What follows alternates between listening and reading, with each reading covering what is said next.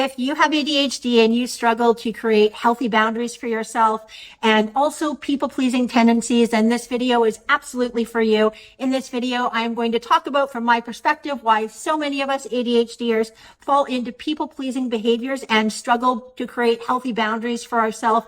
And then I'm going to leave you with 3 tips that you can use right now, today, so that you never have to fall into people-pleasing or unhealthy boundaries again. So stick around to the end of this video, because the 3rd tip is a game changer. For anyone who doesn't know me, my name is Sara Kelly. I am an ADHD mindset coach, and I put out videos every single week on everything ADHD and the isms that go along with it. If you haven't already, click that subscribe button and turn on the notifications so that you will never miss another video from me. So let's first talk about why people with ADHD might struggle with healthy boundaries and people-pleasing tendencies. ADHDers experience a ton of rejection while they're growing up, while they're in the formative years. And this can manifest as being told that you are too much, that you are not enough, that you are lazy, that you have so much potential if only you would apply yourself. And these things really get ingrained into us that give us this sense of not feeling like we are good enough, not feeling like we are, adequate as people standing on our own without becoming these yes people, these people-pleasing people that, don't want to disappoint anyone. We don't want people to not like us. And so that is an infringement on us having healthy boundaries and us also being spread too thin. And what happens when we get spread too thin? Well, a lot of things can happen. Complete burnout, not having time to do all of the things that we have committed to do, a lack of self-care. And it can also lead to us having a ton of resentment towards the fact that we are committing to more than we can handle, and also to other people who might see that we are these yes people, that we are these people pleasers, or that we are these people who struggle with boundaries, and then they exploit that and take advantage of us. I truly believe that also rejection sensitivity dysphoria adds a lot to us being people pleasers and not having healthy boundaries. And what rejection sensitivity dysphoria is it's not currently in the DSM as a marker of having ADHD, but it is perceived or actual rejection. And just an interesting stat that I have mentioned before, the average child by age 10, when they have ADHD, whether it's diagnosed or not, receives on average 20,000 pieces of negative feedback.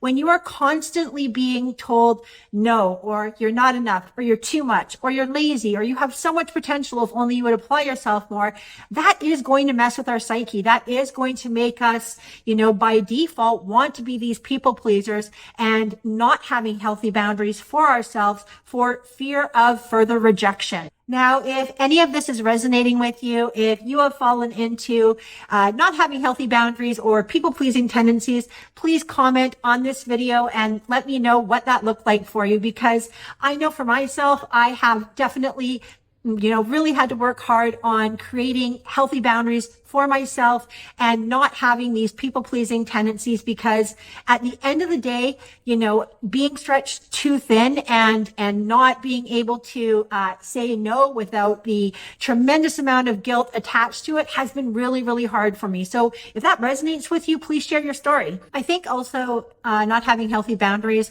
falls into partially our impulsivity. We're very quick to act, and sometimes after we act and have time to process what we just did, we're like, oh shoot, I shouldn't have done that. And I know that I've said yes super quick to people in the past, and then after had that verbal kind of buyer's remorse of, oh my goodness, I should not have said yes to that.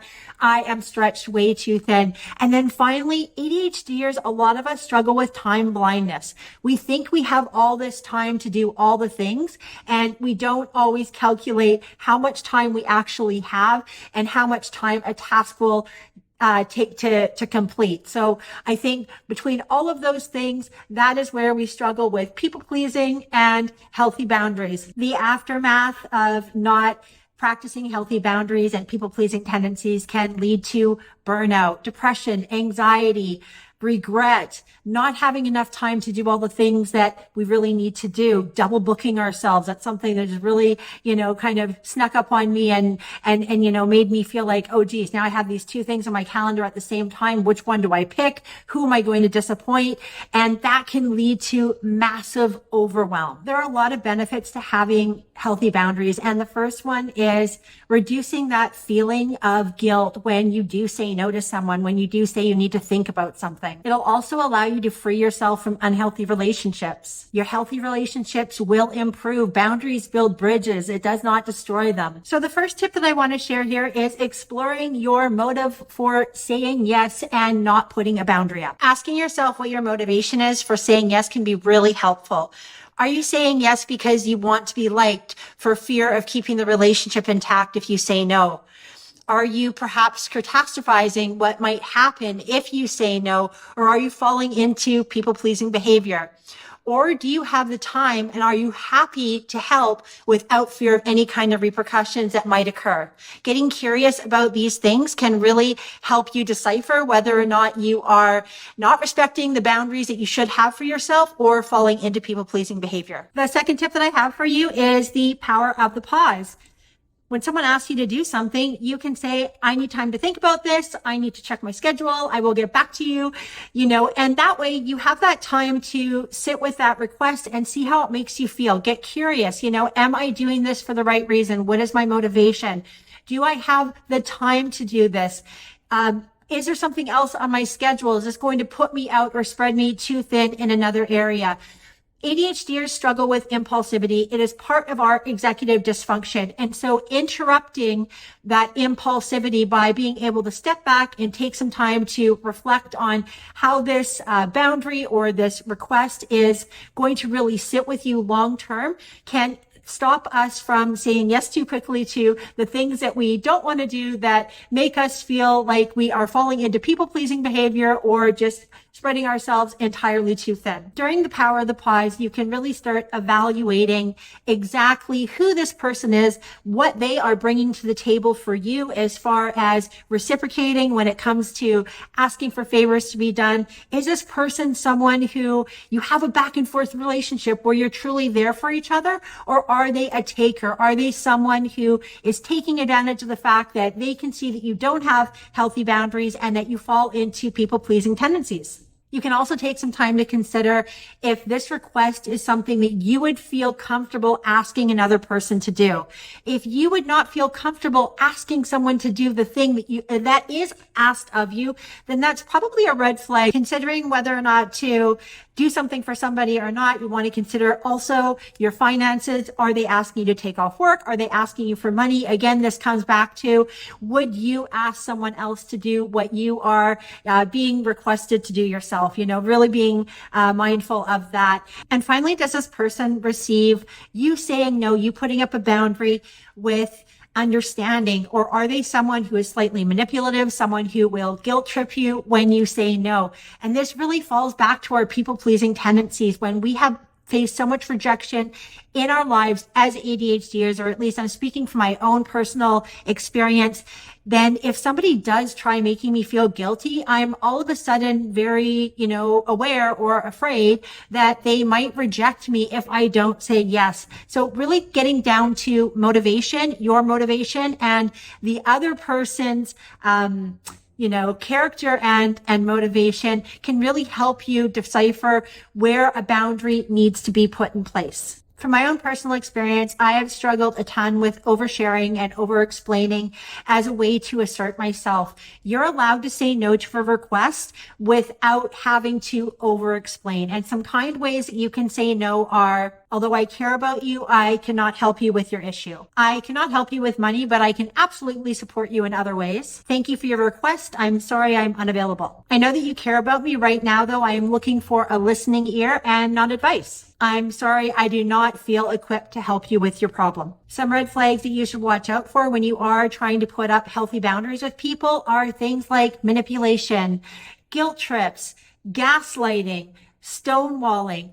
All of these things are forms of manipulation and really somebody else trying to play on the fact that you are kind and maybe craving feeling accepted and liked. When you start having healthy boundaries, in the beginning, you might feel guilty because so many of us do fall into these people-pleasing tendencies. Creating healthy boundaries is really a way to build connection. It is not division. Healthy boundaries absolutely build bridges. It does not destroy them. Healthy boundaries are an act of self-care and self-love for yourself. And also healthy boundaries can create better relationships with others, because when you are not feeling like you are being used or that you have something to prove, it creates closeness and connection. Now, if you do start getting pushback when you start building boundaries with people who are in your life who maybe you didn't have very healthy boundaries with in the past, make sure to use I statements and not you statements. I need, I want, I cannot. It comes off way less combative than you statements. And then the other thing that is really important to consider is if you do put up a, consequence for someone crossing your boundaries, make sure that the consequence is something that you're going to follow through on. We teach people how to treat us. And if we don't follow through on our consequences, then we are teaching people that we can be doormats, that we can be stepped on, that we are all talk and no action. So be thoughtful in your response if you need to put up a really firm boundary that has a consequence attached to it. And my final tip is the 3 C's to creating healthy boundaries. Is a boundary clear? Is a boundary concise? And is a boundary consistent? When you implement all 3 of these, you will not go wrong. It may take a little while with a new person who maybe you haven't had healthy boundaries with for them to really adopt and accept that this is how you are now showing up in the world. But being clear, concise, and consistent is the way to, implement healthy boundaries. So is it clear? When you put up a boundary, it is perfectly acceptable to say, do you understand the boundary that I have put up? Do you understand where I'm coming from? Is a boundary concise? You don't need to overshare. If someone asks you to do something and you're unable to do it, unwilling or unwanting to do it, you don't have to overshare and give them this great big long reason or excuse or list of things of why you can't do it. You're allowed to say no without a reason, and the onus is on that other person to make other arrangements. It is not on you. And then finally, the most important one is it consistent? Again, this comes back to follow through. If you put a boundary up and then you don't follow through on it, you're teaching that person to continue to go to you and to take advantage of you because you don't follow through on what you say you're going to do as a repercussion of putting up a boundary. Thank you so much for watching this video. I hope that you got a ton of value from it. If you haven't already, please like this video, comment, and subscribe to my channel. As I said, I come out with videos every single week. I also have a complimentary masterclass linked below this video that goes over the 5 pillars to creating lasting change when you have ADHD and you struggle with self-esteem, motivation, overwhelm, and all of the isms that ADHD can leave us with. Thank you so much again for watching, and I will see you in the next one.